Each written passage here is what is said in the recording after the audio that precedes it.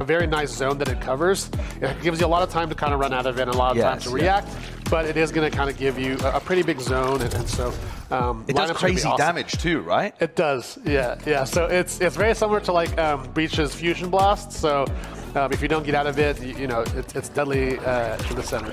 So that is one of the abilities. That is the only ability that you can't go and pick back up again as well. Well, Mosh is still trying to figure it out. Like the other ones, you know, they're a little more grown. He's just a little baby trying to figure it out. Right. Okay, I see. Mosh, you know, it's for all, you know, listen, Mosh, we love Mosh, but not the signature ability of Gekko. In fact, that's a different ability, right? That's Dizzy. Right. Yeah, that's right. So the signature that we have, kind of the bread and butter, the initiator tool, is going to be Dizzy. So Dizzy is what you're using kind of round to round. It's more of like a versatile tool to be able to clear like mid, some short, and long range angles to compete with some of our other initiators. But it definitely has like a lot of different ways to kind of counterplay, and different ways to kind of change how you take spaces compared to some of our other initiators. And it is kind of similar to some other abilities in that it blinds your opponent, but it works in quite a different way, right? Right, yeah. We wanted to try something that was a little less, like it kind of obfuscates your screen a little bit less, gives you a little easier of a time to kind of maneuver around. Right.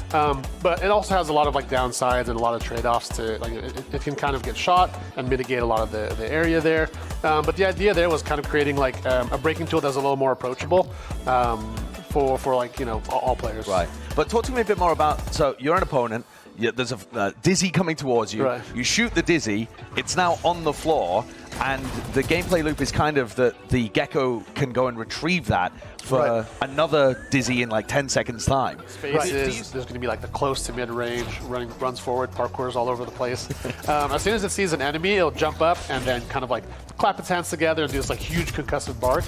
So there's like a cone of area that it affects, and anyone in that cone is concussed. Yeah, nice. But that's not the only thing that's special about Wingman, right? Because there is a very unique feature. You guys are really pushing the envelope in terms of how the game is developed with the mechanics, and that's Wingman, who's got like this alt fire, right? Right, yeah. So one of the things we wanted to try, you know, and the whole theme of like power and numbers kind of thing, we wanted to allow Wingman to also kind of steal the spike from you, and also run with it and plant the spike itself. You know? So as it's planting the spike, you can be covering it.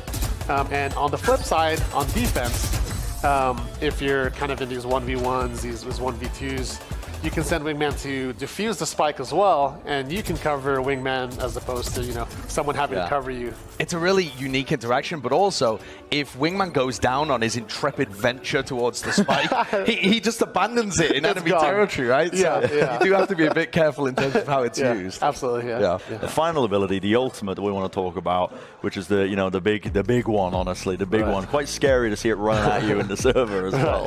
That's Thrash, So Thrash is Gekko's ultimate. You equip Thrash, you'll see a cool little animation of it swimming around.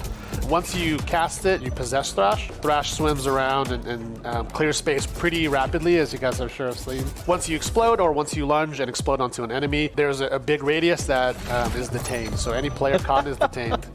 It looks really fun to play.